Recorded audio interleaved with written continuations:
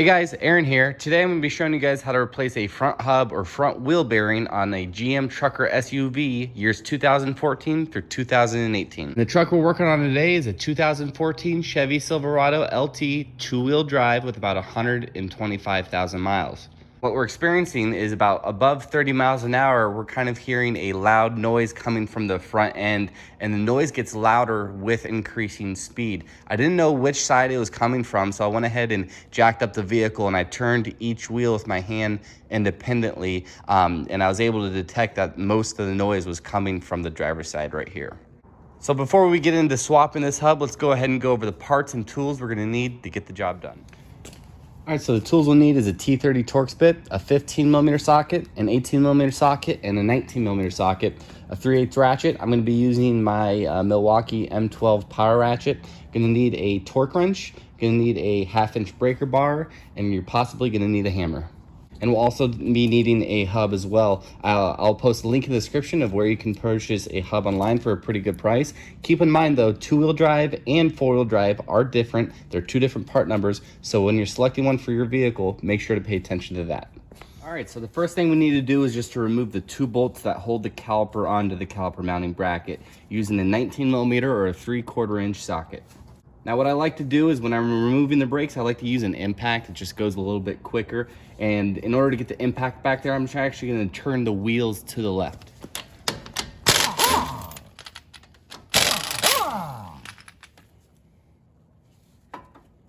Go ahead and set the caliper out of the way.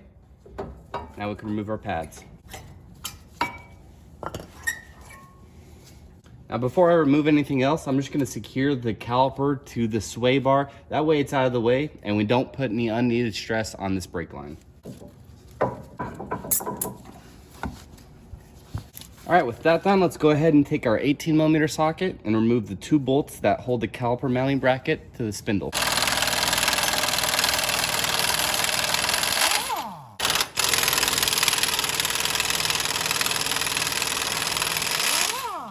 All right, so next thing I'm gonna do is just remove the single bolt that secures the rotor to the hub. Sometimes I'll find this missing if the brakes have been done, they didn't put it back. It's no big deal if yours is missing.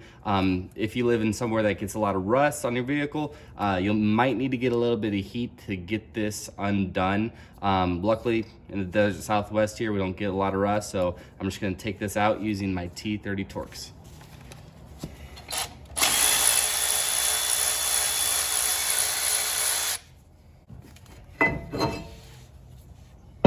All right, so if your truck is a four-wheel drive, mine isn't, as you can see, you're gonna need a 35mm socket to remove the single nut that holds the axle to the hub itself. Use an impact if you have it. If not, you're gonna have a pry bar going between your lug nuts in order to remove that nut.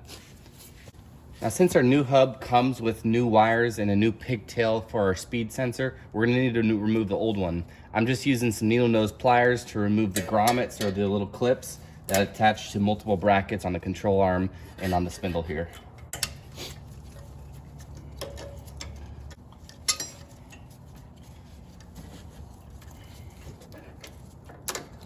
Now, as far as removing the connector for the wheel speed sensor, there's a little black tab that we're gonna need to push back before we can depress the connector. Takes a little bit of strength, but you can get it. As you can see, it pops out. Now we can press the connector down and remove it.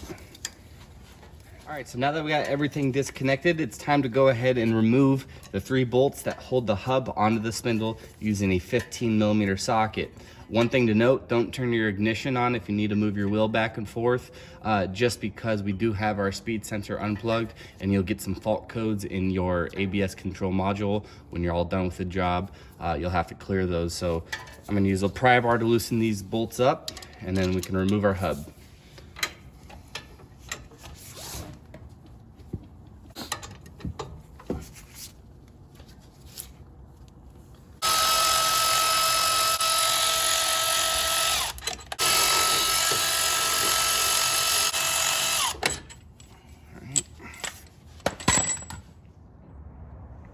If you're having a little bit of difficulty removing the hub, once all the bolts are loosened up and removed, go ahead and take a hammer, hit the back side of the flange, and that will loosen it up. As you can see with mine, it's pretty free. Let's go ahead and swap out our old hub now. We're gonna keep the backing plate in the same orientation.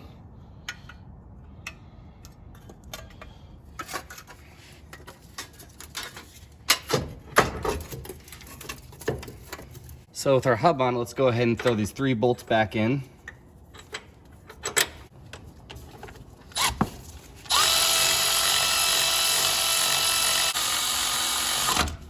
All right, once those 3 bolts are in, we're gonna need to torque them down to 133 foot-pounds.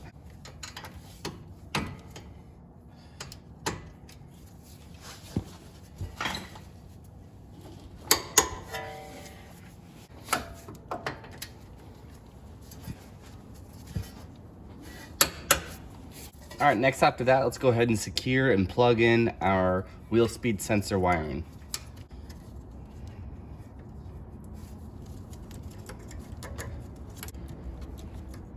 Next, let's go ahead and put our rotor back on. And let's install the single T30 Torx bolt that holds the rotor to the hub.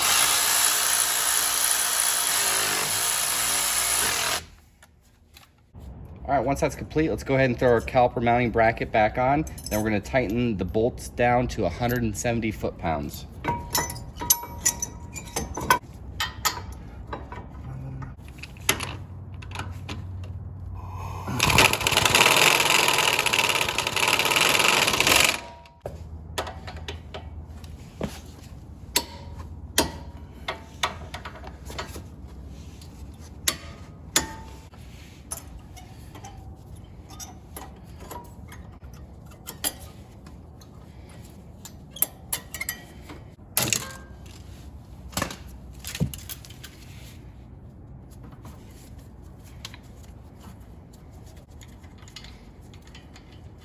All right, once we have our caliper back on, we're gonna go ahead and torque the bolts that hold it on to 74 foot-pounds.